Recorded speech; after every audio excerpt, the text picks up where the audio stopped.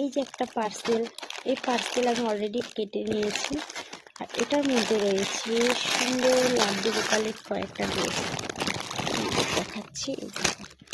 এত সুন্দর এসেছে, কালারগুলো খুব সুন্দর, ড্রেসটা এত ভালো লেগেছে। মিশো থেকে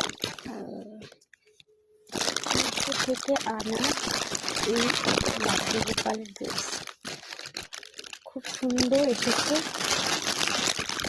বেশ ভালো লেগেছে।